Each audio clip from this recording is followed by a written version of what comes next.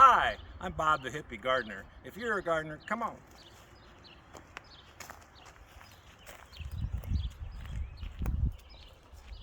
It's early springtime in March, and it's time to plant onions. It's a good time to plant onions. These are onions that we planted in another video earlier in the year, and these are red onions, and we're going to plant these. When you plant onions, you can plant multiple ones close together. So I planted 2 or 3 seeds in each one of these cells. At least one came up in most cases, but it doesn't matter if there's 2 seeds in one cell, because you can actually, if I can get this off of here,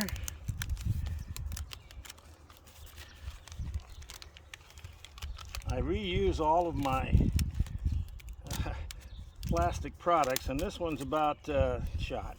Anyway, let me see if I can get these out of here without hurting them too bad. That's the point with onions. It's pretty hard to hurt onions and leeks. Their roots are very fibrous and very tough. So that kind of just tried to mangle. That would have mangled some roots of some other plants that are more tender. But with alums, any of the onion family, they're pretty tough. So you can plant several of them together, and then I'm just going to take and kind of get some of the dirt off of them. And then we're going to pull them apart gently. And there you have a couple of onions. So we're going to do that. Get a couple of these ready to go here.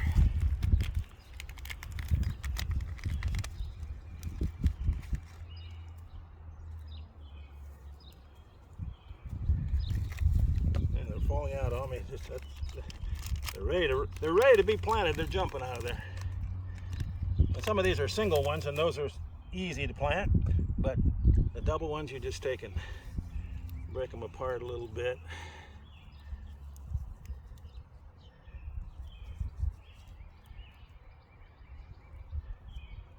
And the roots can wrap around.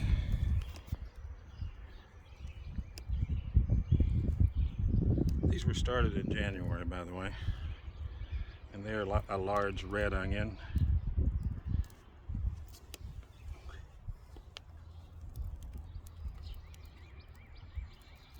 So you get a little stock of these ready to go, and we're going to kind of use that square foot method. And I have a built-in tool called my finger and thumb, and I can kind of do a foot. But if you don't have that, you can just use chopsticks or skewers that you use for the grill for this, and it'll work just fine. So knowing how many you can plant in a grid, I think you can get probably, these are larger onions, you can probably get 5 in this grid right here. And that's what I'm going to do, actually. I'm just going to dig down, drop this in.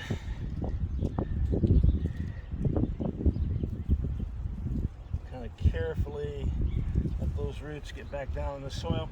And what I want to do is leave the bulb just barely in the dirt. It doesn't look like it's got much support when you do that, but trust me, it'll be fine. It'll establish itself, and it'll grow just fine.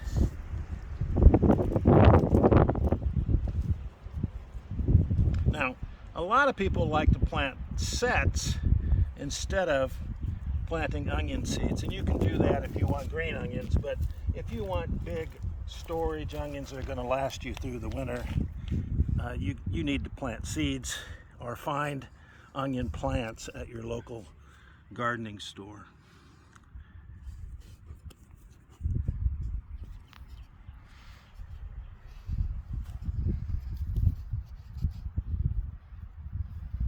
Again, I don't want those bulbs to be too buried. It also provides less pressure on the bulb itself, so that they tend to get a little bit bigger when you do it that way.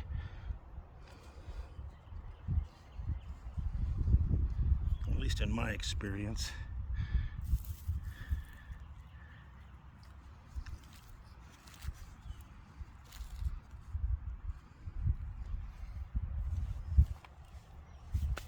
In the spring, later in the spring, once these get established, you would take some mulch and you would mulch these really well, staying a little bit clear of the bulbs themselves, but the bulbs are going to try to be up on top of the soil, so you just want to mulch these just enough to keep the weeds down.